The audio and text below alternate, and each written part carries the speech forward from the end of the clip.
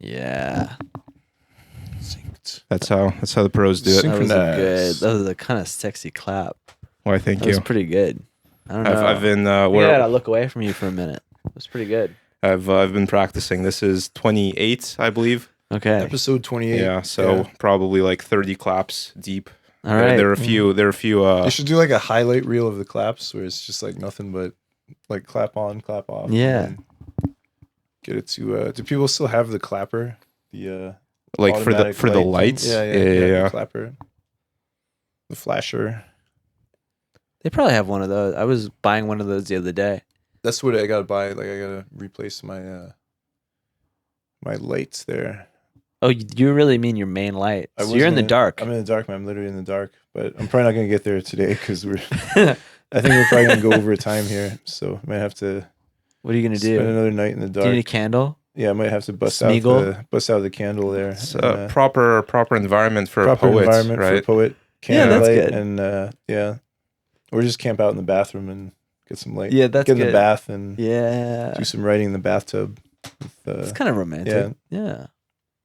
You probably come up with weird poems in there. Bathroom poems. Yeah, I think that's They that's have feasible. bathroom readers, right? Bathroom like reader. Yeah, Is that genre still alive?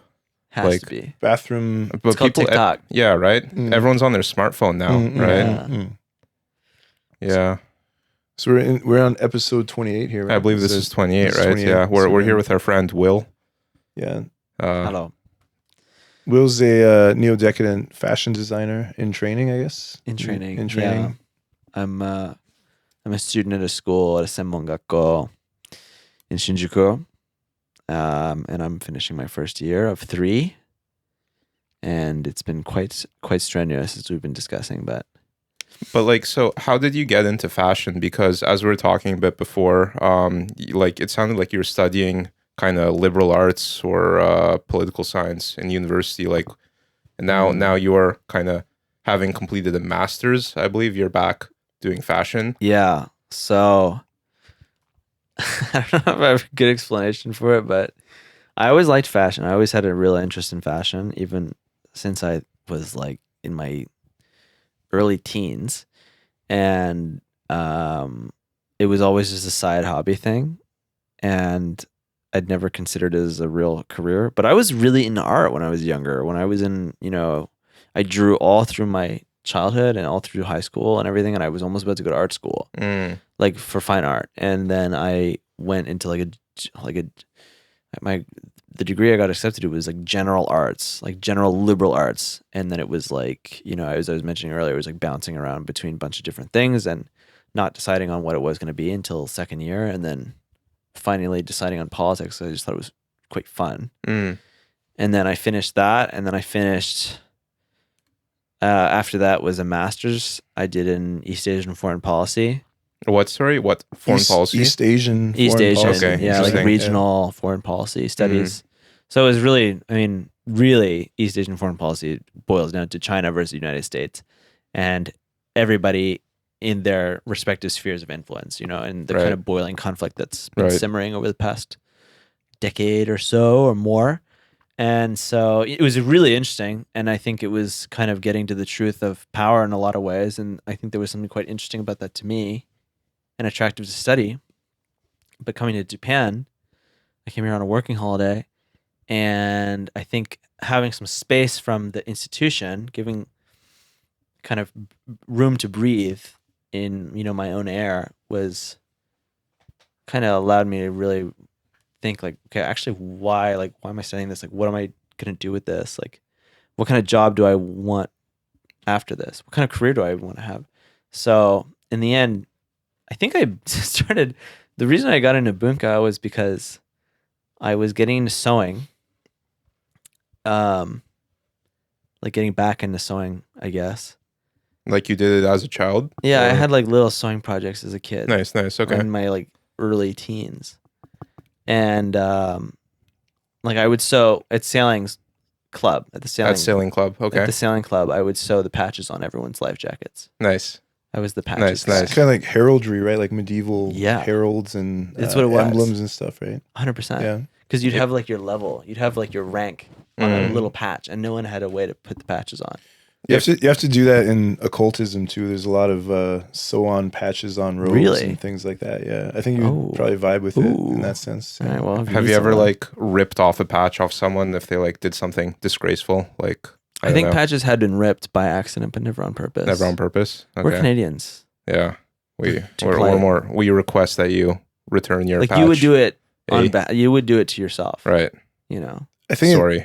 yeah, like that's in the Neo-Decadent men's fashion manifesto. Like there's a section talking about bringing back that kind of like heraldry. Yeah. Like, but just like on an individual basis. Yeah. You know, so instead of like a family crest, it might just be like you and your friends, or like even some other just kind of like private group or something. Like creating, you know, like crests and emblems and that kind of like heraldry. Because there's like, I think if I remember right, in the Middle Ages, there was like this special language just to describe almost like instructions that you would send to the person that was going to create it. Mm-hmm. You know, like where something's placed, or like where like an eagle is or something like that, or some other specifications. Yeah. So There was like a language. yeah, within the signs. blazons or something, I think it's called. Yeah. There's all these rules, right? yeah, I was they all looking- look in the same genre of art. Yeah. You know. Yeah, I was looking into it. It seemed like it went quite deep as a tradition, and then Yeah. once it came out of that time period, just like no one's really going anywhere with it. No, But, yeah. it's fallen out of fashion. It's quite. Well, honestly, it's a little bit cringe. I think in London, I met people who had signet rings Signet rings. that would have their family's crest on. Okay, it. yeah. And it was always never really necessarily Were the they like coolest people. toffs, or were they like They were toffs. Were they like bounders, or like what were they? They were like, silly. they were silly. They were like up their own ass a bit. You know. They That always had. describes half of Britain, if I'm not mistaken. Well, Are we taking At an least the posh. anti-Anglo attack here? I've Yeah. always been fond of them. Like most of my online friends were British growing up. I think we. I But- think it's such a Canadian perspective, and I respect it because that was me as well. But being amongst them really opened my eyes to the You savagery. really see how far up their own ass they are, or like savagery. The savagery of the okay. English race. Ah. All right, saturated in Anglo-Saxons, right? Until it was like with I get rings, it. I with get why rings. people left here. Yeah. I understand. Why they left like the UK or Britain or Look, all I'll say, the reason why Americans are doing so well and Australians are so cool is because all the cool motherfuckers left that shithole. All right, I think we- they escaped I long think ago. I think we've already thrown some shade at New York, and I think Britain is possibly London. You're next. London is warranting. I think Tokyo is getting quite aggressive in recent years, because we're actually kind of the worldwide capital of all culture. Everything. All culture at present, really. All interesting culture. Certainly isn't New York or London. So London is point about London's decay.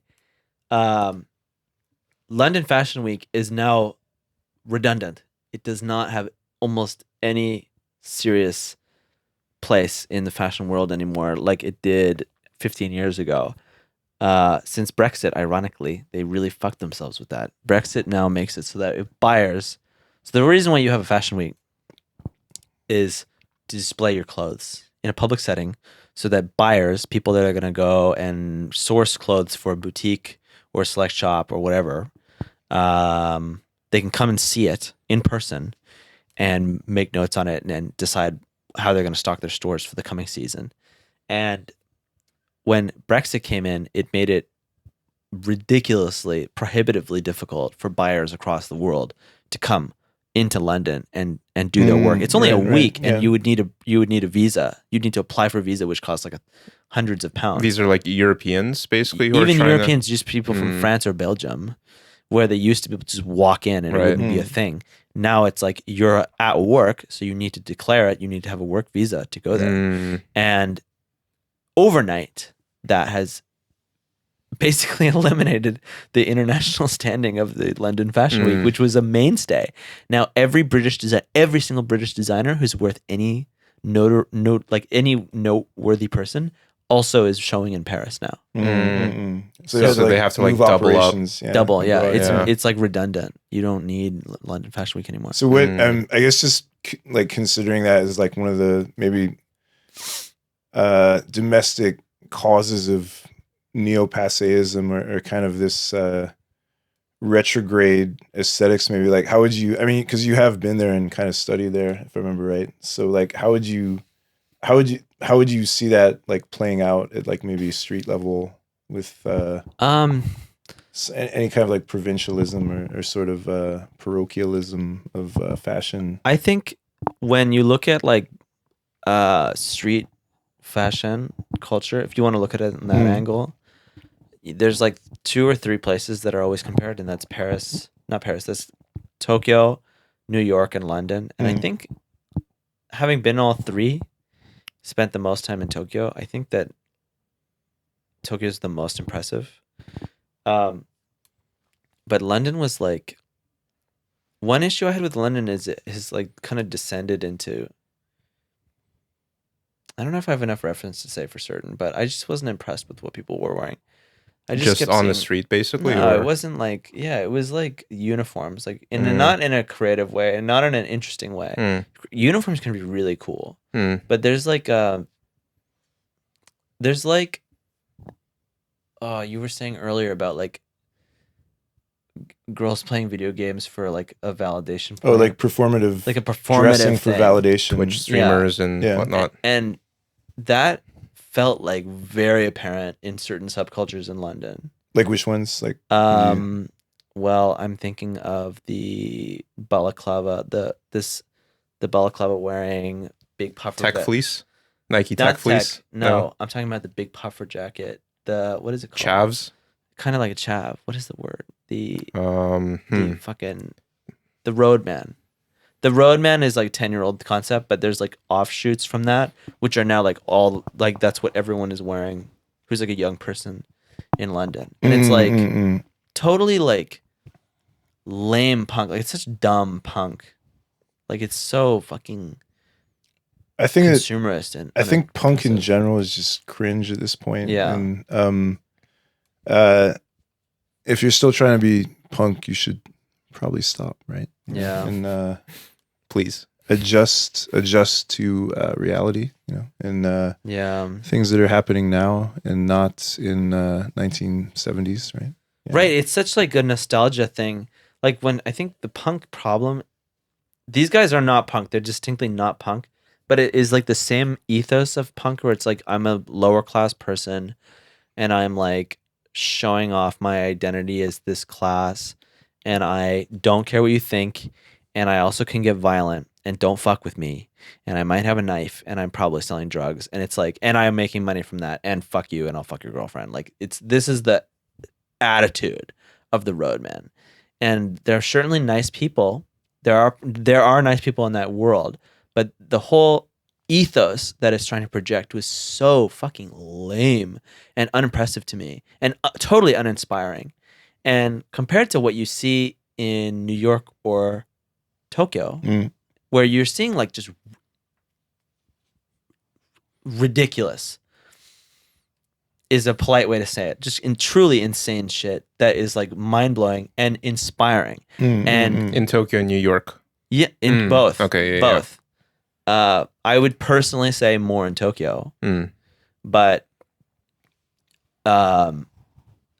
it just was like so vapid. Like it was so lame.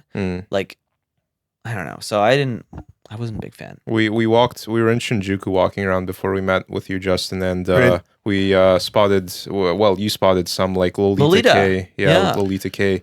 How did you describe it? I thought it was quite charming. Were they actual Lolita or were they like Jirai K? No, they were good. They were actually Lolita. like old. They had old like style. ankle length skirts. Okay, yeah, and that gothic. lace. Was it gothic? I don't know. You got a clear look. One was a goth loli, Mm. but the other two were not. Mm. I think the one that you described as rather a little masculine. Yeah, it was quite masculine. Yeah, like a rather masculine fella was more like on TRT or like just uncertain, undetermined. Yeah, a masculine Lolita K enthusiast. We'll I think those are referred to as elegant Gothic aristocrats, if I recall right. At least they were in 2005 or whatever when I was reading that. Yeah, Gothic Lolita Bible, which elegant was elegant Gothic aristocrats. Yeah, I like that. So they had this kind of pretense to Yeah. aristocracy. Yes. You know, like having I like that. servants fun. following them around and Yeah. you know, having picnics in the park and Yoyogi Park and everything. Right. So yeah, I mean, that's my take, is that there is sort of like a from what I've seen, like there is sort of a kind of like fake middle class lad appropriation fashion in England, which is kind of like what you were just describing now with the Roadman, I think it's called. You called it? Yeah. Yeah, the Roadman, yeah. Yeah. So Can I make a quick of audio course, quality? So Yeah. be careful rustling around the mic. It picks up. You should be able to hear it as well if you're like moving, or specifically when you're like touching near there. Okay. Also near the bottom, this part kind of makes a noise if it rubs against stuff. Oh, okay. So just keep that in mind. And Justin, please talk into the mic a bit more when you're little like bit no, more? Okay, no, yeah. rather when you're like looking at William. Keep yes. keep it Yeah. more Yeah, centered. a little or bit like eat that. the mic Yeah. more. Eat the mic. Hit the we do microphone. need the a mic. third set of EQ headphones here. Yeah. But currently we're running a charity here at the Bukuro Boys production. We need studio. donations. I Yeah. think we need some. Need some Patreon. We but need Patreon, Cash and Venmo and PayPal and we need other patrons to support our patrons to support creative endeavor. Our creative endeavor Yeah. here. Yeah, of, send it. Send it. chastising London and Tokyo, or chastising London and New York, right? I think that's. I don't hate New York. I don't hate New yeah. York. Do you think it is in need of some chastisement when it comes to So like now talk into the mic being, more. being yeah. behind the times? Yeah. Or- yeah. New York? Yeah. I don't know. I can't say. I don't know enough about it. Okay. Yeah. Yeah. I haven't been there long enough. Right. Right. I can probably say more this time next year. I'll be able to say a lot more. Are you Okay. going there? Yeah.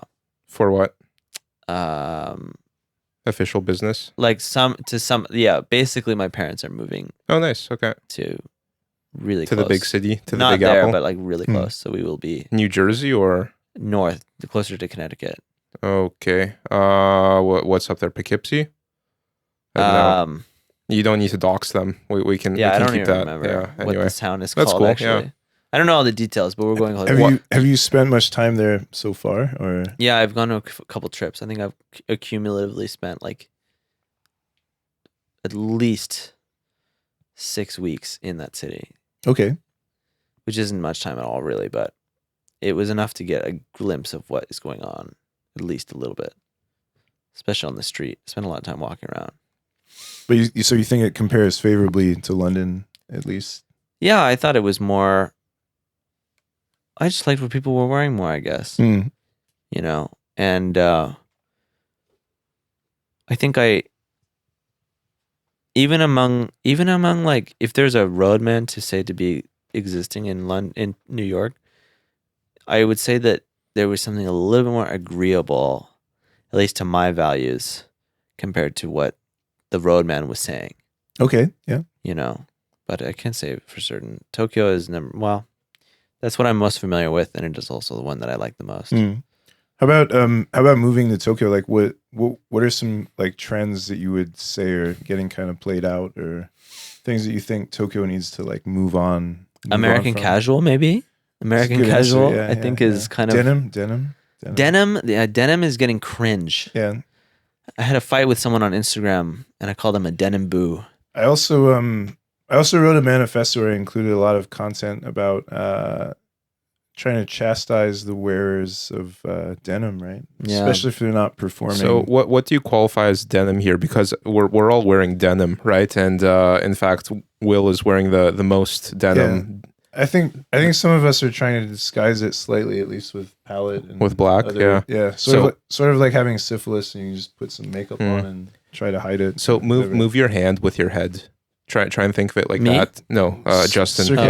Circling my Wait, here. sorry for I the need to audio get- quality. Just trying I need to. to get back into karaoke mode with the Yes. movable mic here. Yes. It is amazing what the headphones do in terms of I'm just- self-monitoring. I'm kind of flying blind here. Yeah, I know, Trying, I know. Trying to keep it steady. Yeah. Trying to keep it equalized. I heard a recent trend in American fashion is everyone's dressing as like a dock worker, where like Carhartt became like fashionable Yeah, that's not new, but that's been going past on. few years. Yeah. And that's been, well, that's like the thrifting thing. Thrifting kind of came around, if I'm not mistaken, it's gotten quite fashionable to thrift stuff since like the Macklemore song. Right. Right? It was around that time because I remember earlier before that, although I was quite young, I don't think it was. How old are you now? I'm 26. 26, okay. Yeah. And that came out, 2011, 2012? Yeah, it sounds about right. Yeah. So I would have been like in middle school, beginning of high school. And it was cringe if you went to a thrift store. It wasn't something people talked about. And then it was something everybody talked about, and it was really cool. I remember in high school, it was like, "Oh, we're going to see the bins." Although, for some perspective, like it kind of was cool in the 90s. Actually, like there was sort of a thrifting phase where, it also kind of had a presence there. But yeah, I can believe it kind of dipped in and out there. Yeah. Yeah. Okay.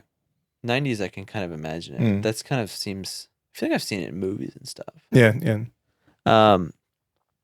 Well, in wait, what was the original question? So Carhartt and dock worker K, I suppose. Yeah, like I mean, kind of respect it a little bit because it's trying to point to quality. It's a frustration with the way that current clothes are being produced, and they're right to think so because it is insane how shit everything has gotten. Fast fashion. So okay, everything's counterpoint. I recently picked up this hoodie at Uniqlo. Right. And so my criteria was as follows. Hear me out. Is this fake news? No, you didn't. It's Uniqlo. I think we can say you stole it from the back of a van. Maybe. No, you stole it from a child. You stole it from a child, and then you stole the child. Well, yeah, I mean, depending on your views on fast fashion, you could qualify it as theft from a child, I suppose. From a child. Yeah. But that being said, so I was looking for basically a hoodie that I can layer under a leather jacket, right? Mm-hmm. And the recent trend in hoodies is very oversized, right? Like drop shoulders, quite kind of boxy silhouette, right? And as luck would have it, I walked into Uniqlo, and lo and behold, their signature pullover and signature zip-up hoodie. I bought one of each, by the way. One is kind of dark slate gray. But yeah, it's they updated the silhouette for a more kind of modern fitted, more trim silhouette, and so it fits pretty good under both my kind of street jacket and my riding jacket as well. And yeah, so Uniqlo wasn't the first place I checked, right? Like I actually looked at a few different places, but couldn't find anything that kind of fit that particular criteria, basically. And yeah, so it was a bit expensive for Uniqlo, I guess, like Yonsenen, so like it is pretty, it's 30. Well, that's about in line. It's in line, but I know, like, I wish it was cheaper for Uniqlo, I guess. But it's 100% cotton, the body. Stitching looks good. I didn't notice any, like, loose threads. Mm-hmm. I know, in my experience, like, for essentials, Uniqlo, like, holds up quite well. It doesn't wear through. Have you considered Jeans Mate? I've been in there, but honestly, like... Jeans Mate. So talk into the mic. Jeans Mate. Yeah. I've been there a few times, but 24 hours open.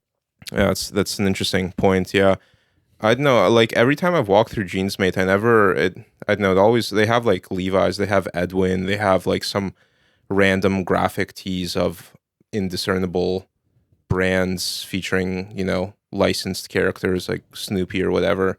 I don't know. I never really saw it as anything particularly interesting, I guess. I think just as an alternative to Uniqlo rather than supporting Uniqlo, right? Yeah. Like, you gotta have something, but Uniqlo is fine for basics, right? I mean, you can, if you're in a rush or something and you need to change your underwear or something, many situations where you piss your pants in public and you need to run. But Donkey has call that Wednesday. Donkey's great for that. Quite underwear that you can always reliable. Come on, you're gonna support Donkey, but talk shit on Uniqlo. Like Donkey's a cancer of a business. I think Donkey is more morally reprehensible. Well, so I walked into I walked into Donkey. Oh no, sorry, that was Big Camera. Sorry, I walked into Big Camera and felt sick afterwards because the whole store is like so dusty. I don't know what the hell's going Big on Camera. there. Oh yeah, yeah. But Yeah. Donkey's not too different, man. Donkey's like it's so dirty in there, man. It's unhygienic. Well, it's certainly unhygienic. And like, yeah, no, it's kind of overpriced crap for the most part, right? Like, Yeah, I mean they do have Yeah. some cheap shirts and underwear and essentials that. but how's Not that any too, different than Uniqlo? Well, kind of. I would based on what you just said with the hoodie, I would say probably cheaper, and I don't know production practice. I mean, I don't have super. It's probably just as bad, man. I Probably can't just as imagine. bad. Yeah, can't really comment on the production. The production is but shit. The probably production pretty is shit, though. like It in is the probably garbage. pretty Like it's shit. Yeah. beneath. Like For it's, Donkey, right? It would have Yeah. if it's Unethical. all of production. all of the stuff that they're selling that's like under their brands is garbage. Like it's all plastic. It's all going to be in a waste bin. This is 100% cotton, the main body. Yeah, but this is Uniqlo, and that's one nice thing Uniqlo does. Right. Uniqlo, well, not to say that Donkey does everything in polyester. I'm sure they have some good cotton stuff too, and I'm sure they have a couple good things here and there. Hmm. But what I'm saying is like the conditions that it's made in, the quality of the goods, the quality, like the actual Wait. quality of production is generally quite low. Donkey or Uniqlo?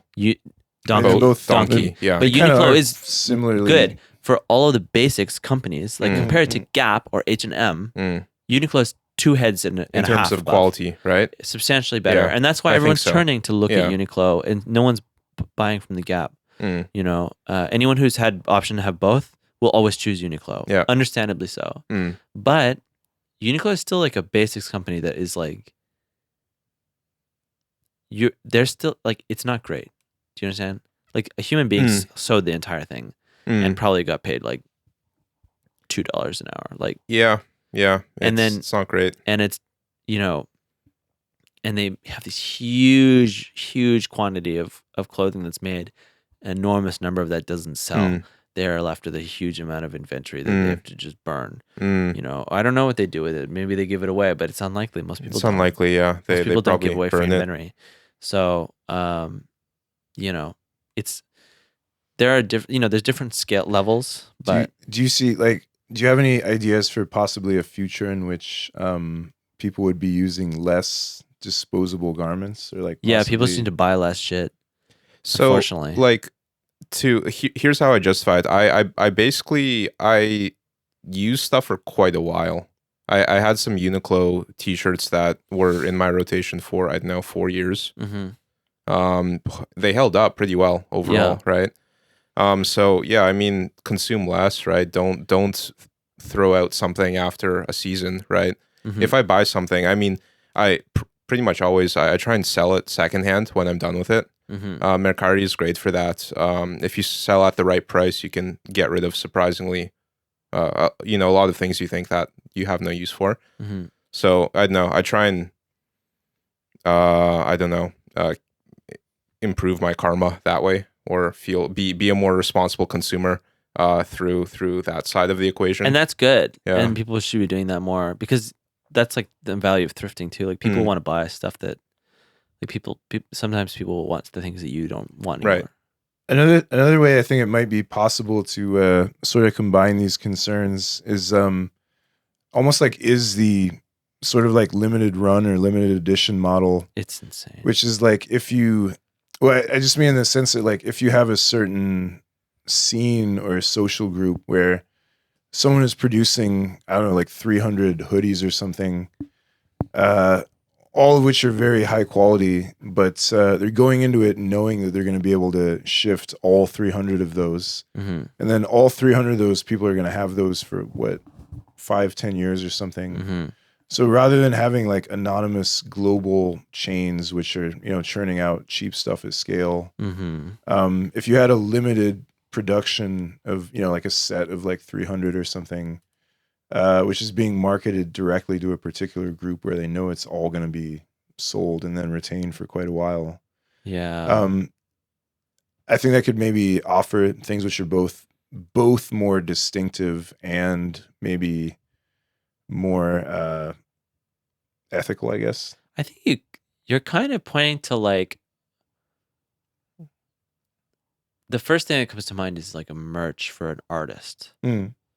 So like Right. you go, but the way that you literally see what you just described play out in reality is at a concert, and at the end of the concert they have 300 t-shirts and 150 hoodies, and then there's a line of people that are buying very specifically this thing, and in a lot of cases people will have you'll see people with band t-shirts for 20 years. Yeah, that's right. Yeah, I've even seen some very funny ones where they're like selling something which is basically like a rag, but they're like still selling it online for like, it's like some cheap cotton t-shirt from like 1982 or something that is like still being resold at exorbitant right prices. And it gains it gains value. It's like yeah. not, the color's not even attached anymore, and like shit like that.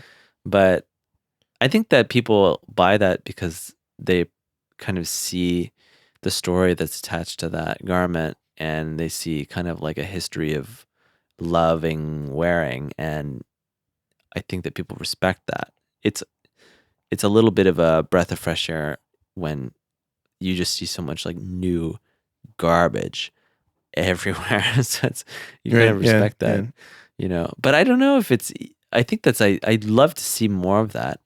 In a sense, you see that in certain brands, like Rick Owens is kind of like what you described. He has a really, really, really specific vision, and it comes out across a couple different lines of garments, and then the real fucking freaks are gonna buy that shit, and they're gonna wear it every day, and they're gonna wear only Rick every single day, or Comme des Garçons, or Homme Plissé, or like all these various like Helmut Lang people are like, all the Helmut Lang is like having huge problems right now because they can't sell any clothes, but all of their archival shit is like explosively valuable compared to what like something 30 years ago. Isn't Helmut Lang kind of like the quiet luxury paradigm, or am I mistaken? I thought it was like pretty minimal branding and just kind of like velvet pants or something, or kind of not velvet. I know well, the most recent stuff has been Peter Doe. That's the head designer. Yeah, he's got his own brand. He's like a new up and coming guy. He's like 20, can't be more than like 25, 26. Maybe he's a little older than me. Okay. And he's come out of I think it was Fashion Institute Technology in New York, and he's kind of been like big swinger. He's got his own brand that's been popping off, and so he's a little bit like that, but it's not quite like the row is like the big quiet luxury, and that's like that's like nuts. What's the other one? Lore Piani. Oh God, I know. But that's like it's kind of memeified at this point, I think. Yeah, I don't know enough about that one. Yeah, I'd have to dig deeper on that one. I'm blanking on the name. I'm only first year. Okay, fair enough. Yeah. We don't learn about this stuff in school. But like so Justin, you're kind of like, yeah, I agree with you. You should be buying clothes from an artisan, right? Or from a craftsman. Well, I think that is one possible alternative model that we could maybe brainstorm or talk about. I mean, I'm not saying it's the only single way. It could be one way, possibly. Yeah. I mean, I think just trying to brainstorm some possible alternatives to current situation, which I think most people, if they're honest, would agree is both unsupportable and also quite boring. I mean, I think so. Like the most important thing, I guess, and this affects also like luxury brands like Louis Vuitton and whatnot. But just the paradigm of like destroying unsold merchandise. Yeah. Because if you sell that at a discount, then you're like harming your brand, whatever the fuck that means. And yeah, okay, fair enough. You are like reducing the capital impact of your enterprise, right? It just feels like very like slash and burn kind of get yours and then prevent it from anyone else getting it, I guess. Well, it's like kind of, I mean, yeah, it's gross. I think that everybody can see that and immediately be like, that's disgusting. But a lot of it's just storage problems. A lot of it's just not selling, and nobody wants it. No one wants to buy it. No one wants to wear it. They had a shit design, and it's just not going anywhere. And then instead of like, what do you do at that point? Are you gonna wait 5 years until like, you know, hopefully the tides turn and someone comes? Right. Or are you gonna It's donate? vintage. It's vintage, right? Yeah, that one maybe it's vintage. It's sitting in a warehouse getting eaten by moths. But that's the problem. Storage is a huge problem for brands because you have to store so much shit in warehouses and it's really expensive. So people are just like, okay, are we gonna keep this and pay for this and it's never going anywhere, or are we just gonna get rid of it now and burn it before it would cost us any money? Yeah. Yeah. Yeah, like, you know, as someone who lives in Tokyo, you don't need to tell me twice about the issues of storing quantities of physical items. I just moved just basically to solve this particular problem. Just have more space. That was like one of the biggest reasons Yeah. of the move was like I have no space for all my sewing shit. Yeah. Your previous place had that loft, right? And that was like Yeah, it looks pretty jam-packed. crowded. I mean, you shared 1 or 2 photos, but yeah, it looks pretty jammed. Yeah, I mean, I'm at my physical item capacity limit. Roughly, No, you could do better. this is about as full as I want to be. As you want to be? Yeah, Sure. yeah. I mean, like, can it get fuller? Yes. so like we hung up our coats on that like beam, that laundry pole that I have in my hallway. Yeah. That laundry pool's a new innovation that Nick turned me on to. But like even having stuff there, it makes me do this like weird unnatural movement pattern when I'm like walking through the hallway to like get water, for example. Yeah. So like even just that, it's like it adds so much friction, even though I'm like not full hoarder mode yet. But anyway, maybe we're getting a bit. I off like track. it. I like it. It adds character to your house. If you don't have obstacles in your house, what are you doing? Little things. We were talking about this in the restaurant we were just in with the hostile architecture. Yeah. You have to. We're in this Vietnamese restaurant where the actual toilet in the bathroom is in like a little like Roman archway. I don't even know how to describe it. Like a little alcove or grotto or something. You have to like crawl under It's really short. Crawl under a little bricked off wall or whatever. So one thing is how do you plan to impose your vision on the masses here going forward? What's And what is your vision? I guess, did we even get to that yet? Well, Lay it all out for us. But you know, I like making good shit. Right now, the only goal that I have is to get through fucking school and make the shit that I actually like. Make things that I want to wear. And whatever that is changes pretty regularly at this point. But I've been really big on 70s stuff, and I think I fucking called it. Because now all my fashion friends are saying 70s, 70s, 70s. And I've been thinking about it. You know that I've been thinking about this. I talked to you about this like half a year ago or more. right? Yeah. And now it's coming back. I totally manifested this in reality. It's me. I did this. Well, So actually, that answers your second let's, question. I already did. let's talk All a right, little bit. let's wrap it up. Your work's done. Let's how are we doing for time? Oh no, we're good. We have another 22 minutes So got some at time. least. Okay, yeah. Well, let's dig a little bit deeper into that. And what aspects of 70s fashion would you say could be recontextualized or maybe Right. updated? I just liked the energy of the time. I liked what people were saying with their clothes. And I liked that it came off this really wacky period in the 60s where people were wearing really weird shit.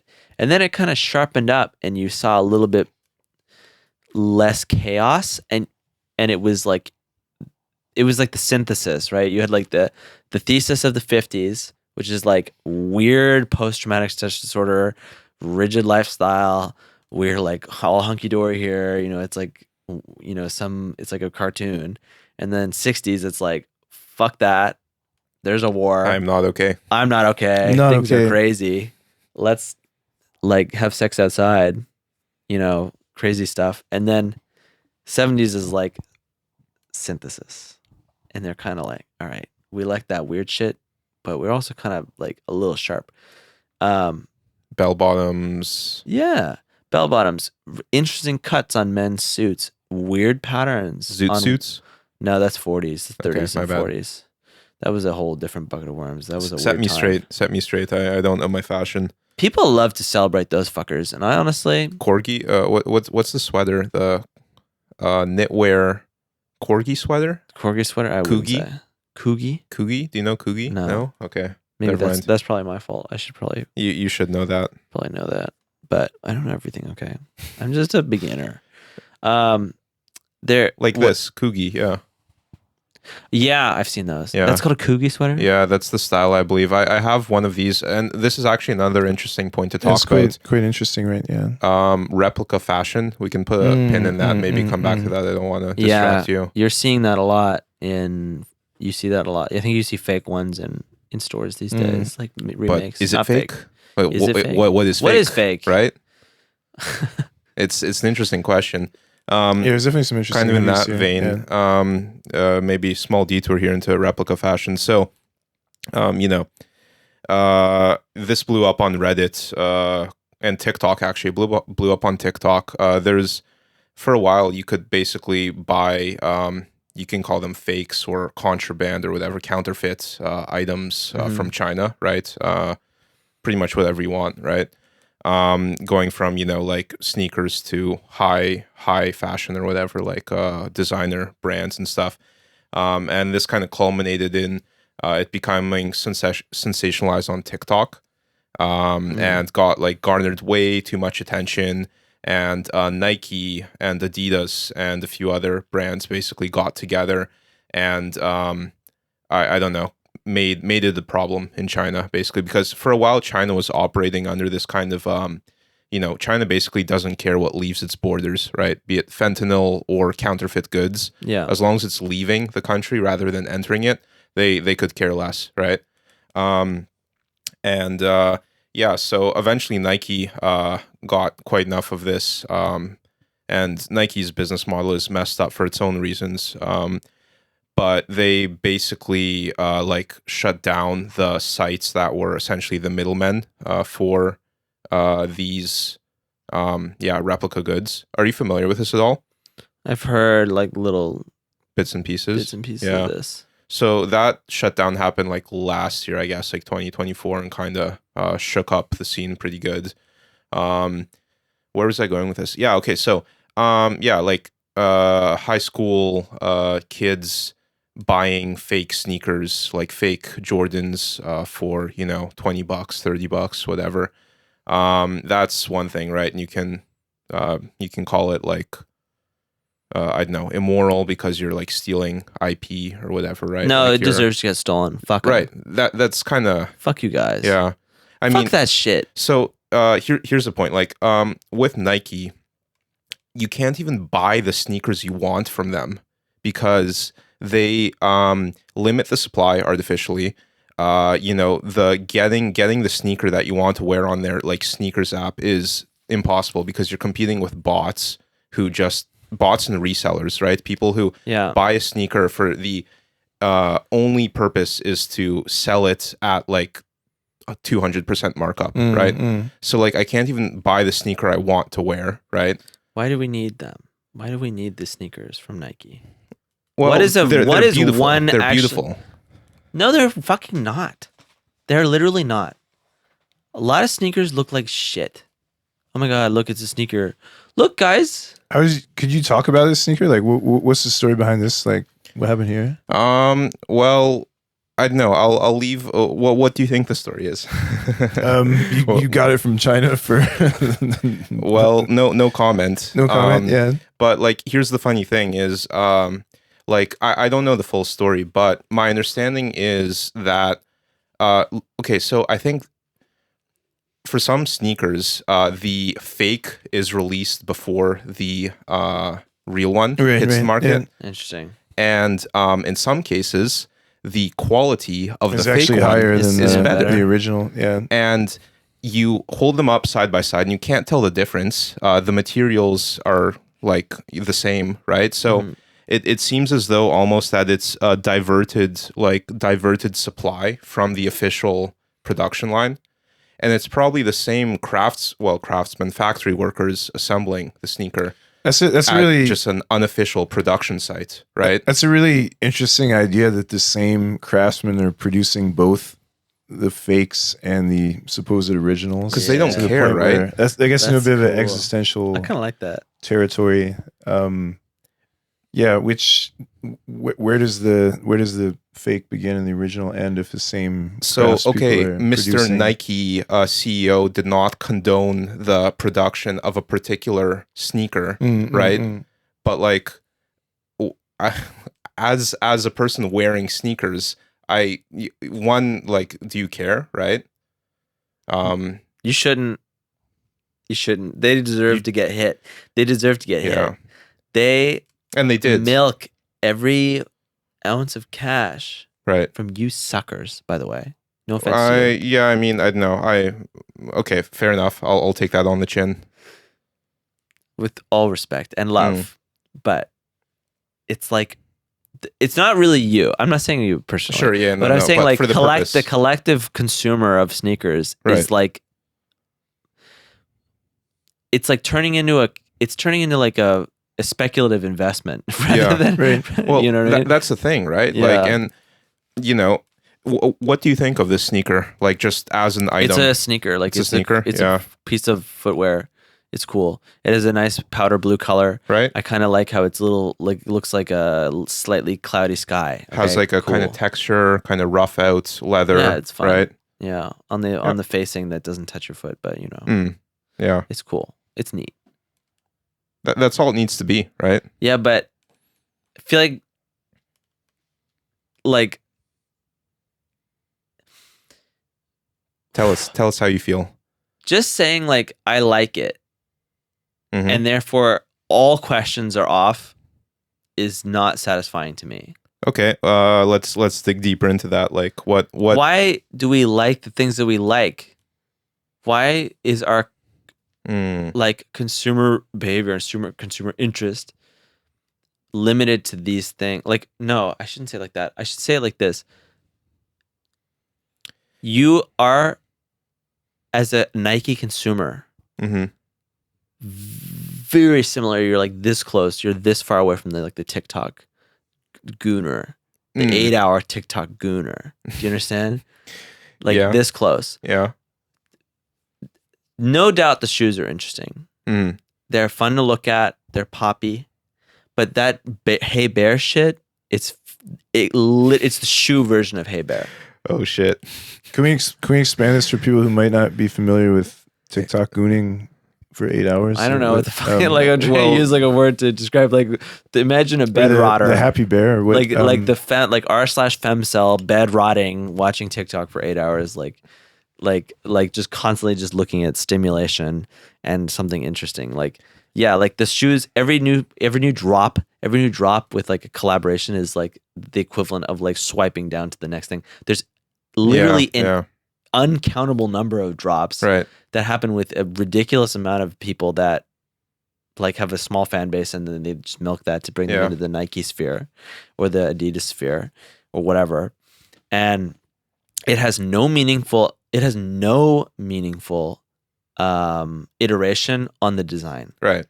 And all it's done is swapped around, as we were discussing with you. Templates. Yeah, templates. All they had to do to make that shit is they had to pop, literally like select, Yep. select. Material, color. Yeah, and then they would go into like a It's bar formulaic. thing. They'd go down the list and then click like, oh, I want this one, and then I want this color.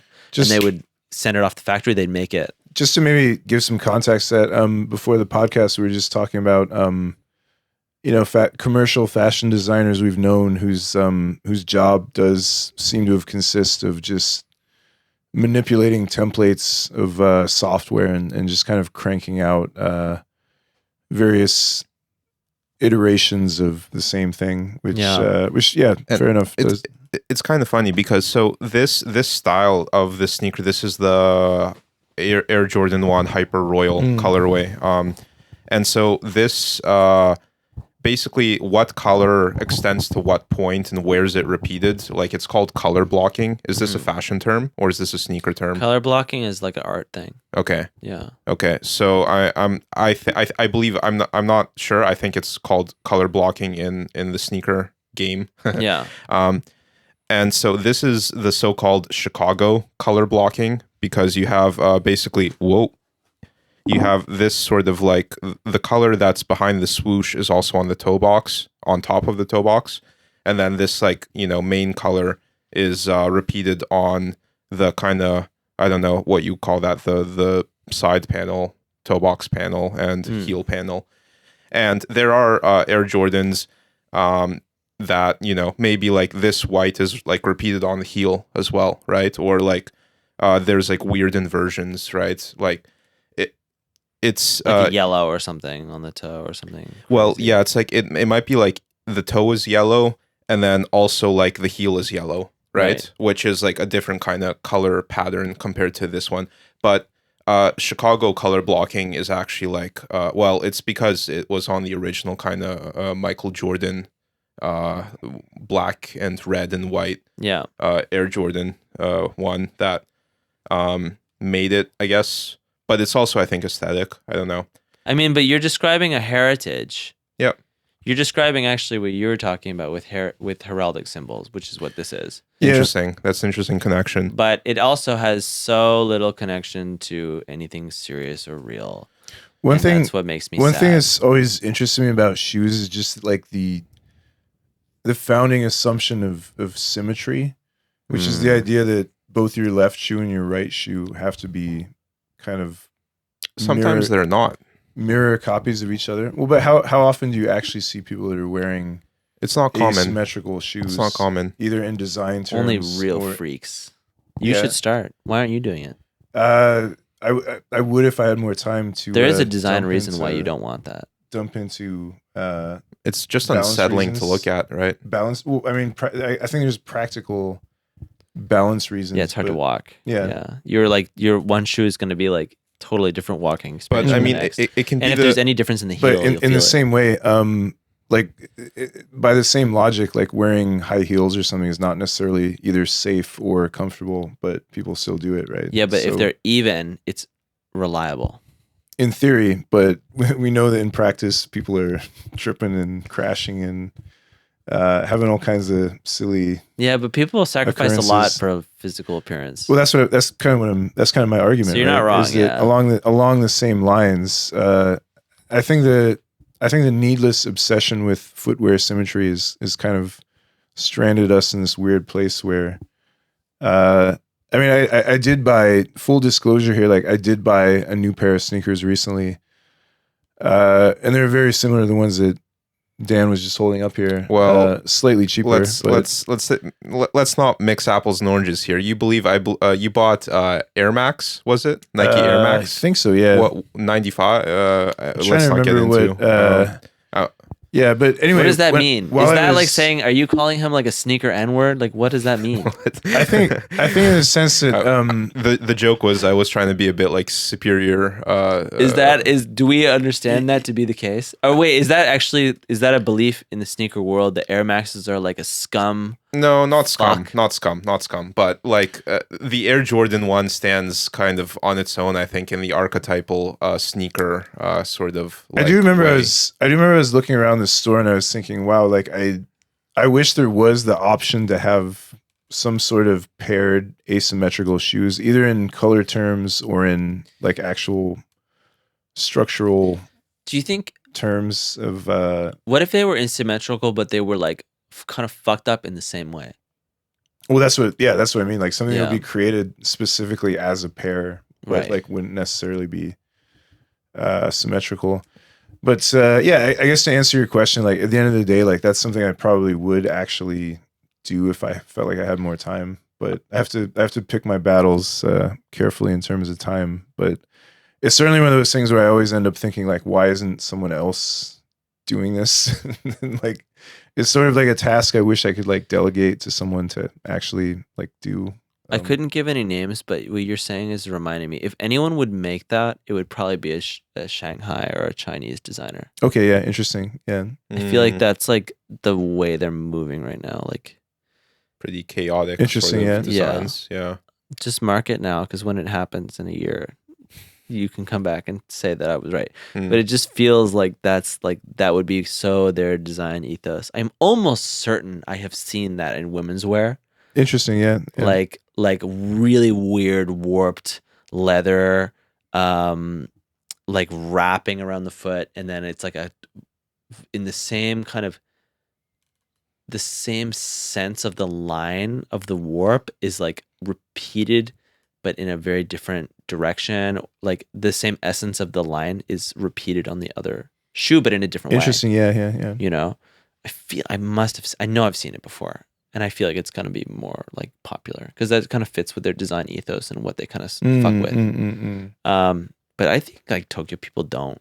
I feel like it's not Japanese. Like I feel like Japanese people wouldn't appreciate that kind of asymmetry as much. You'd have to be quite extreme, even by Japanese standards, to kind of pull that off. You know? Yeah, true. I feel like, do you know techwear? Yeah. Kind of acronym type stuff. Asymmetry is quite common there, not necessarily in the shoes, but maybe in the tops, kind of like an asymmetric zipper. Yeah. But that's fairly minor asymmetry overall, I guess.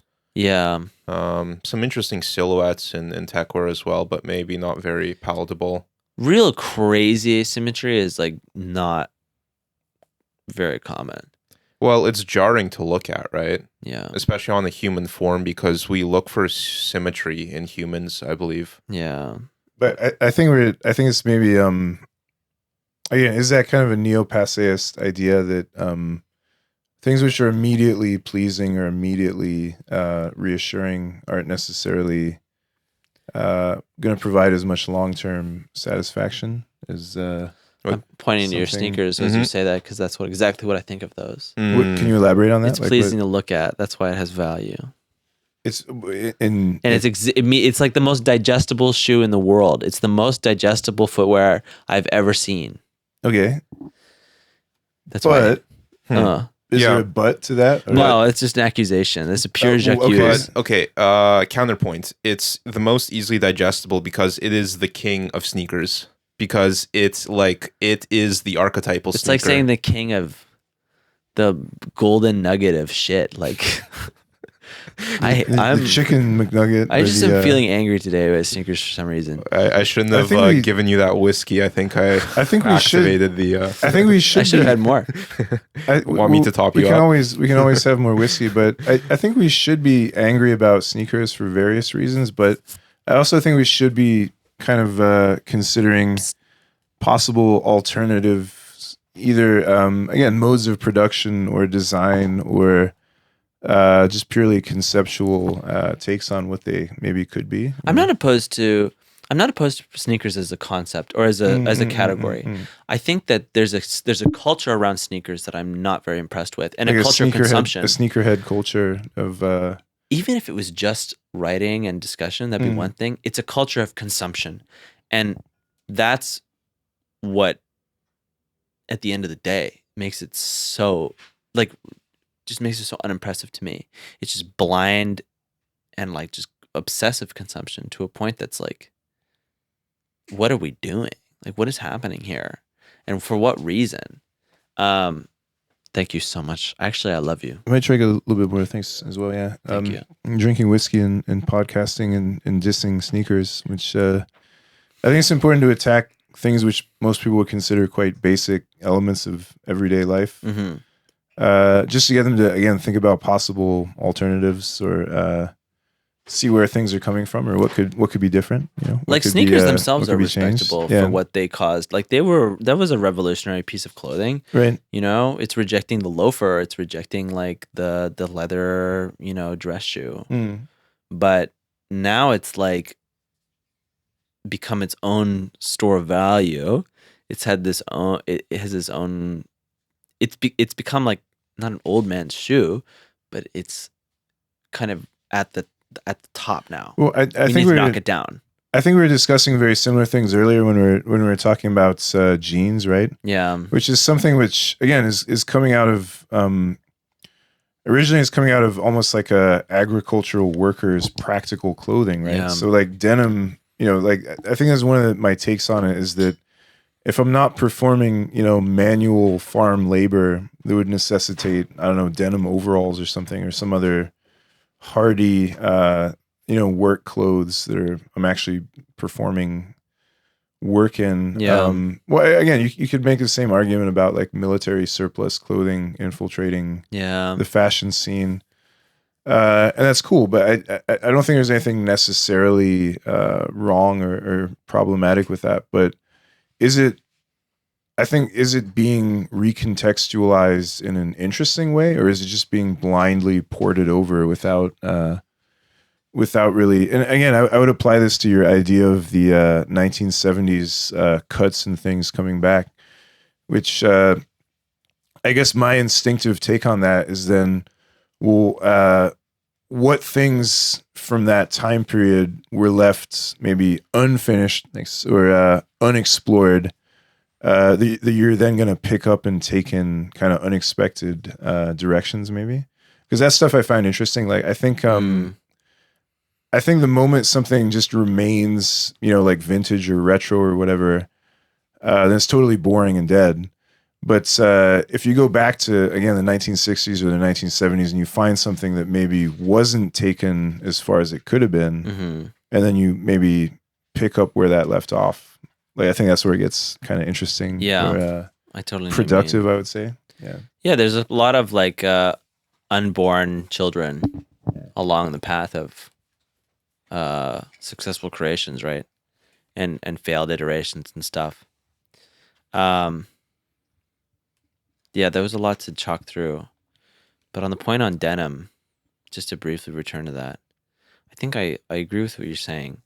And I think that it's in the same vein as the sneakers, where it's become this like fetishistic object Right.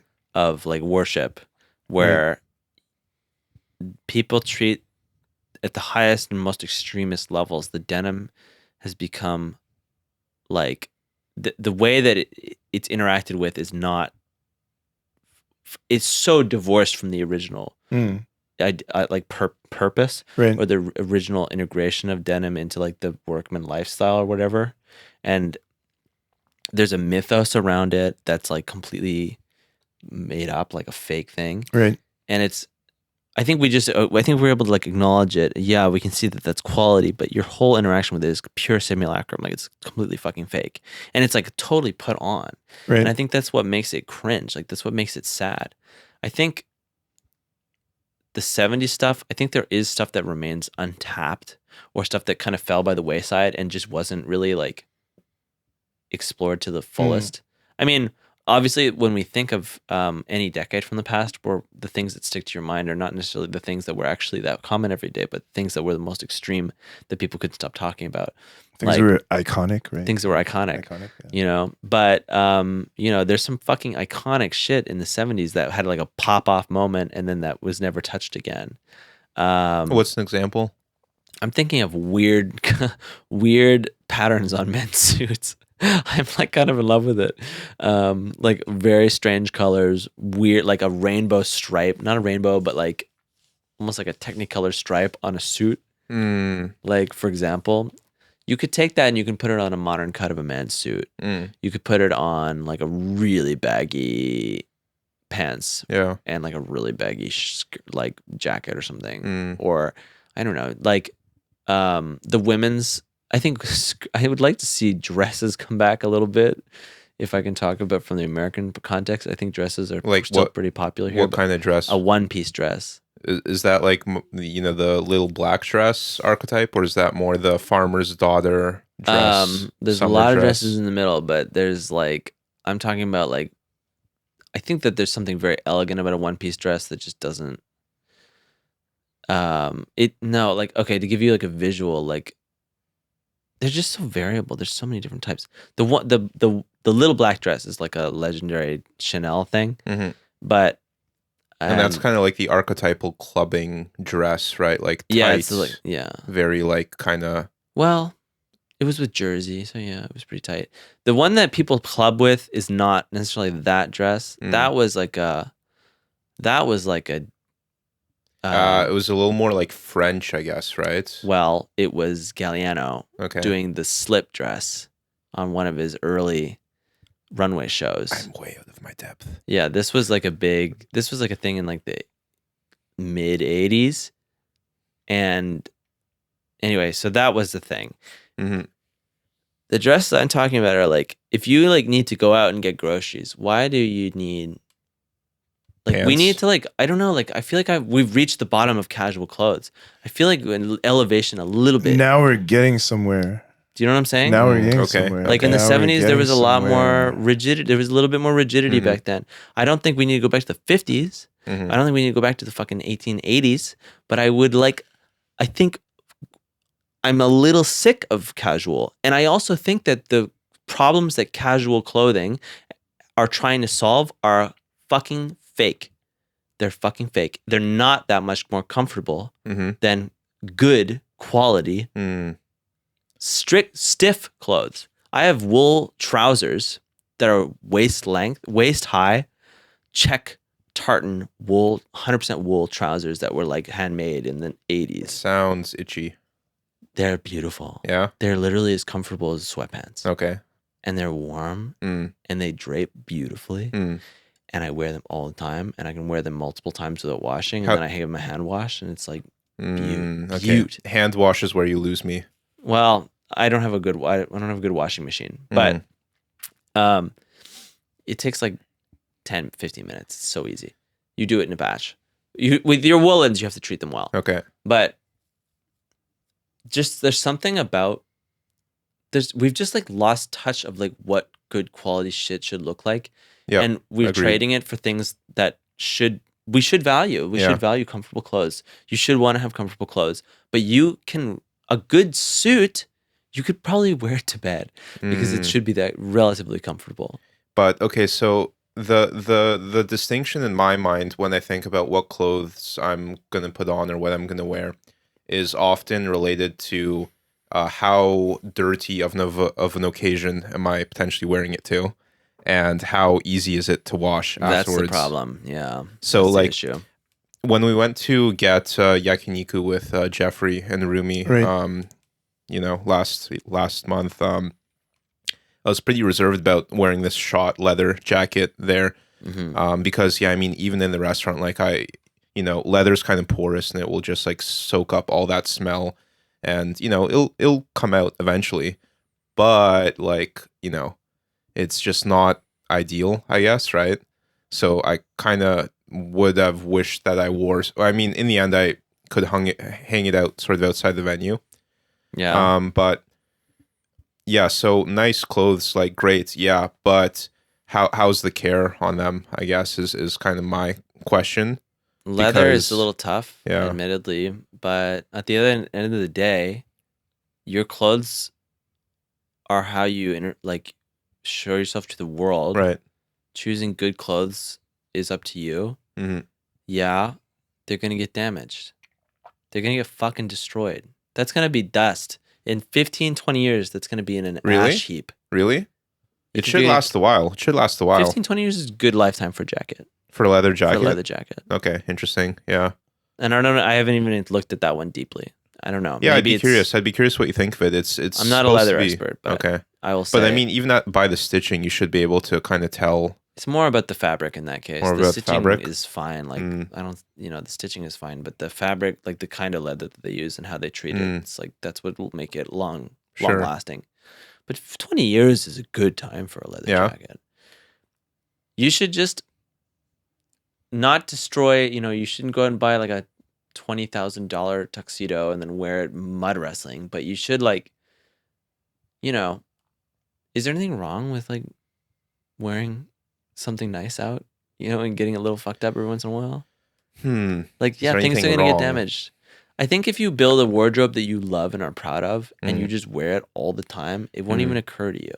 Another way to think of this is maybe like we're people in the past, like in the Middle Ages or something, like preoccupied with maintaining the quality of their garments to like some kind of mint standard.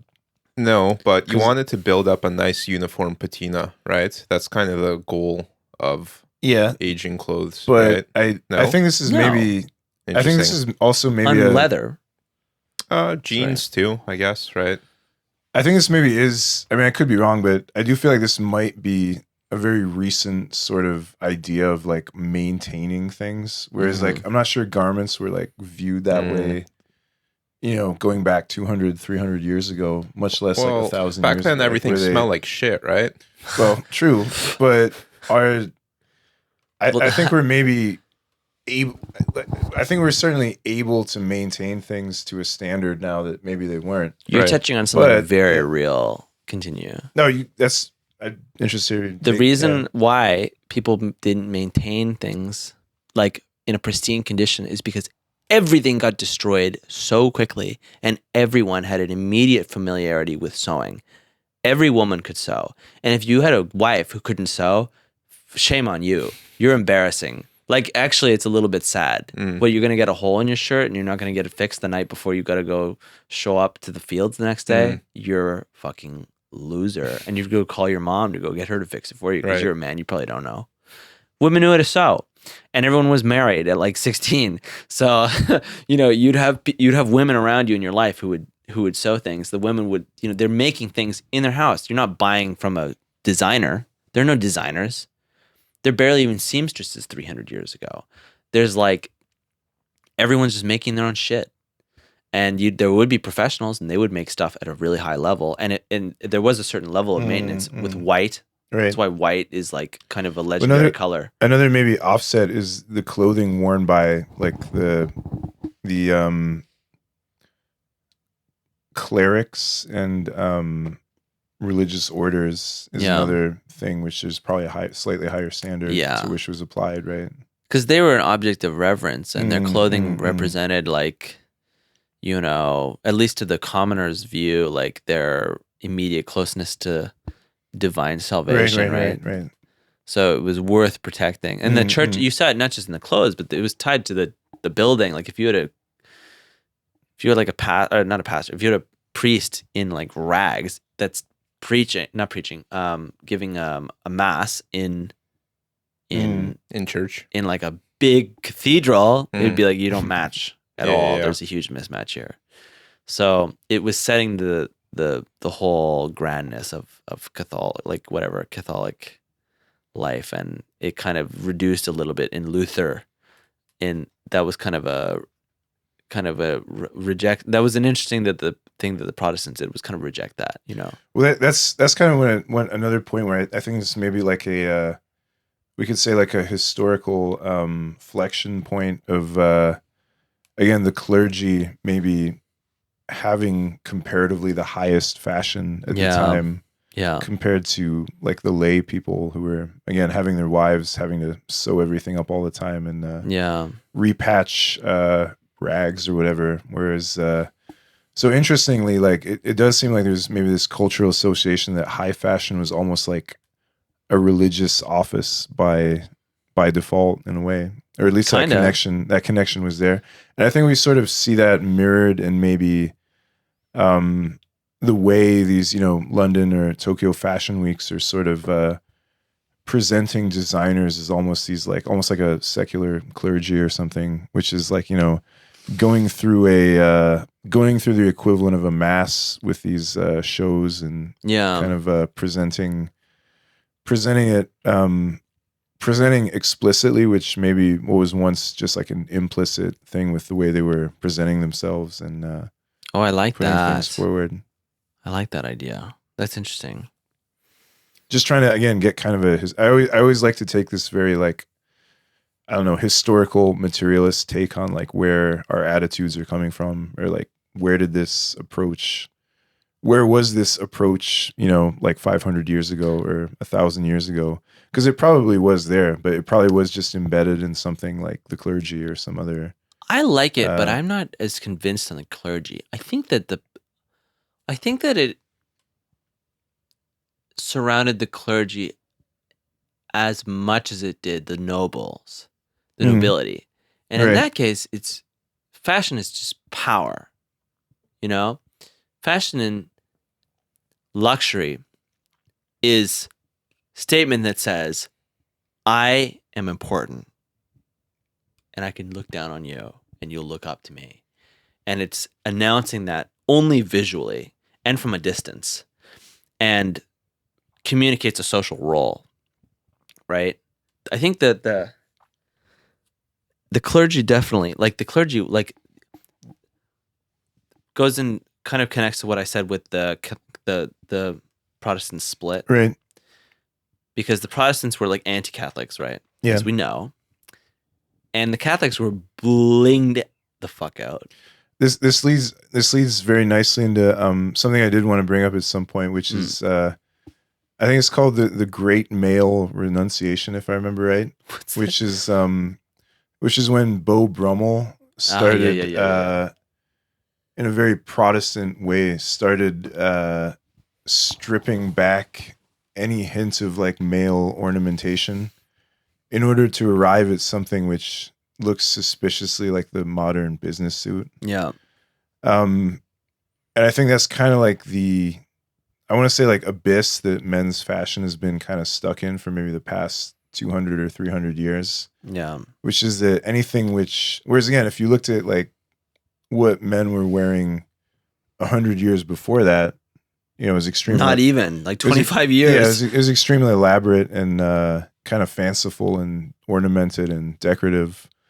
Possibly even more than what women were wearing. So I think we're still kind of like living with the consequences of that in a way. And I think a lot of people are maybe not tracing it to Beau Brummel as much, or to that kind of period of history. Yeah, he kind of started this wave. I mean, Beau Brummel would not have existed without basically the Industrial Revolution. Right. And I'm just trying to check what actual year this was. This was like 18. This was like around the end of the Napoleonic era. This was like 1810 to 1820, if I'm not mistaken. He wasn't around for very long. British aristocrat? British guy, yeah. Well, he was sort of like a consultant. I mean, he was like a friend of the Great Male Renunciation, right? And yeah. This is like dandy fashion era. Dandies, no, this is like well, I mean, yeah. So it did inform that concept of dandyism, almost sort of like an elevated simplicity, right? So again, getting away from purely, I guess, ornamented or decorative men's fashion in favor of like sheer quality of materials or sort of kind of like elegance and simplicity, right? So you can see the change there. Yeah, right? yeah. This guy's earlier and then turns into that, right? Yeah, indeed. We're looking at a fairly ornate red kind of tunic with frills. Doing a bit of Googling here, but I think Beau Brummel is kind of one of my, I guess, personal, I don't know, enemies or something, because I think he's the influence of all that is kind of stranded us in kind of a boring place where our options in practice are getting more and more limited all the time. Yeah. I don't know if you'd agree, but no, I'm with you. It's kind of sad, but it's created a uniform, right? What he did was he created a uniform, and the uniform was what informed like the new status structure, the new aesthetics of status in the coming centuries. And then that reformed into the business suit. I mean, it was the business suit that we know is like kind of a yet another like kind of flip, because after Brummel was the frock coat, right, with the top hat, by the end of the 19th century. And then that got, beneath that was the business suit, like the business suit that we know with like a short jacket was like you're like a clerk, like you're kind of a loser, you're not a capital owner. And then that became like the man, like that was the businessman from like the 20s or the 30s, no one was wearing frock coats into the 30s and 40s. That's where it ended. But Brummel was like, but that's like it's like waves, right? It's like waves of aesthetics. Like at that time, like in the 1700s, you had this French king, you had this French kind of, the French were like, they were pretty up top. The British were doing quite well too. And the monarchies of the entire European continent were like fucking dripped the fuck out. It was crazy. You'd have like 10,000 man-hour embroidery for one single jacket. Like, just insane shit. And when you reach an apex like that, then some kind of shift occurs, and then you have a new aesthetic that arises. And Napoleon was probably like the last of that, great, over-decorated maximalism Another alarming thing to notice is that Benjamin Franklin stopped wearing a wig in public, Oh yeah, which is kind of shocking. pretty remarkable. He's just going out in public Bare among ass. gentlemen Bare ass. without almost naked, really. So I think we can lump him along with What do you think? Powdered possibly. wigs come back? I think we should I have hope not. I think we should have the option of some sort of wigs of some kind. At least I would love that it. Would yeah. So I think that it's another thing where most people don't conceive of any sort of option, even or any choice. Yeah. for anything Yeah. to wear, except for judges, I guess, who maybe And then they're like not cool wigs. still, yeah, Yeah. they're copying that for some reason. Kind of but like they yeah. look like shit. Like they don't Yeah. look like the ones in the movies. Like, right. you know, what do you think? Powdered wig? I'm personally not a fan. If you had one, would you wear it? No. I don't Would you know. give it to me? Yes. No, but you have to keep it. You have to wear it. What? Would you agree that Benjamin Franklin had a deleterious or negative effect on men's fashion? Or By not wearing the powdered wig? well, I mean, just in general. I mean, if you think about how he I don't really know his influence in fashion. how he chose to attire himself. I just like otherwise, sneakers. Then yeah, okay. Sneakers. Do you should be think shot. Franklin would have worn sneakers if he'd had access to them, or Well, 'Cause no, presumably- I guess. I don't know. presumably some sort of like cobbler had to like hand make The first sneaker, his right? shoes or something. Yeah, I mean, I'm all for like artisanal stuff. I mean, I mm. wish we could have a closer relationship to the actual individual who makes the clothes, and I wish that they were more customized Right. for me, right? And I'd pay for it, right? Like I'm Yeah. happy to spend the premium for quality stuff. Right.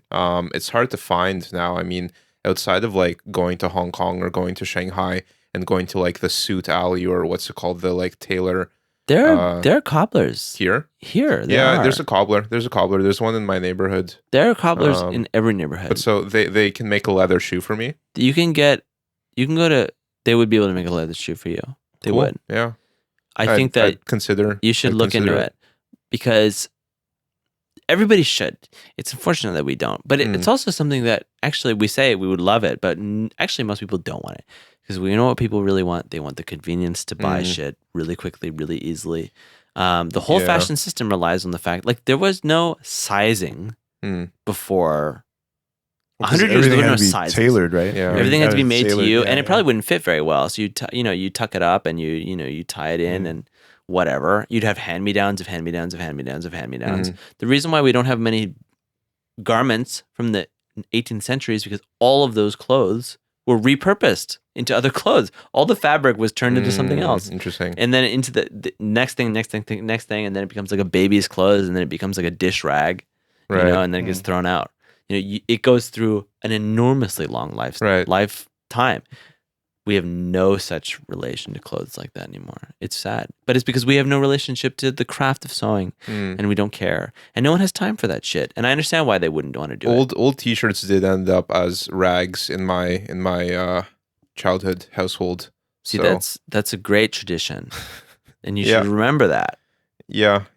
I honor it in some ways. I mean, I use like rags for, I know, like wiping my table for like to get dust off it, and that eventually becomes the dish rag, and then that eventually becomes like the bathroom wiping rag, and then that eventually becomes the motorcycle chain cleaning rag. So they go through quite a life cycle as well. Now that we're talking about dish rags, I'm reminded of the fact that Sanat asked me to make.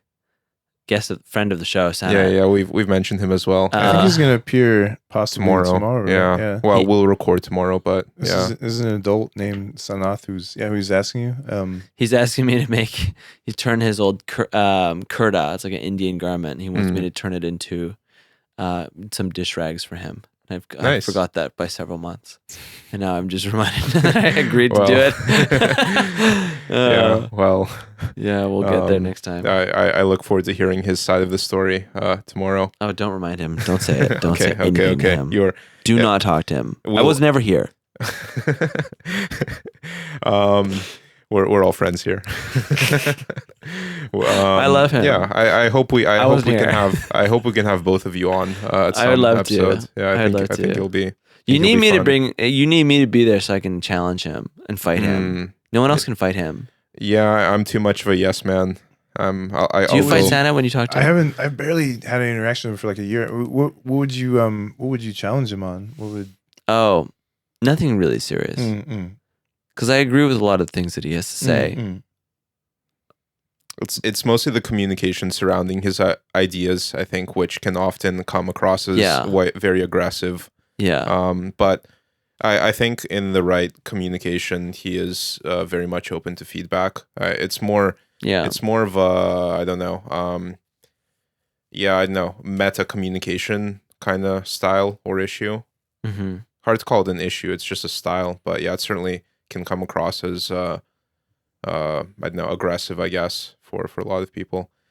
But let's try and land this. We're at hour 25. Maybe do another one. Too, yeah, we can do another one. I think we should continue and get deeper into the wilds. Yeah, should we roll into the Patreon? Is the question. I think it's not time. Yeah, I think we'll get there. It's not time yet. Okay. I think we just continue with our path here. Continue with the discussion here. Okay, and so I think we're on a good. Yeah, I think we're on a good track. Continue. But so it'll be spaced out by a week. That's fine. Yeah. Yeah, it's good. Okay. We could totally fine. Continue. There's still a lot to. There's still a lot of toothsome issues to get into. Yeah, I think so. Of relevance to people at home. But let's wrap up this one right now. I guess people at home. Thank you for joining. Yeah, thanks for joining. And, thank you. I love you. I think you should consider everything we've said, especially people in London and possibly New York too. Shout out to London. Should consider their lives very carefully, maybe, or like you already voted for Starmer.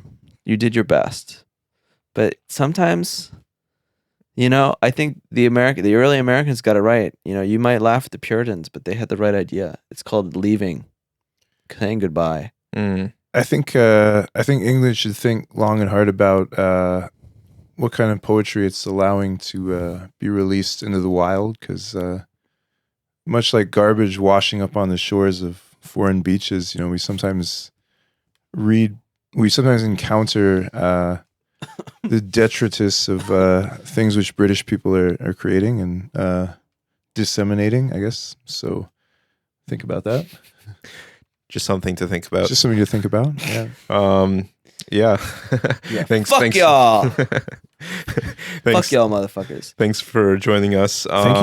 Yeah. Thanks so much for coming. So, do you have anything to plug?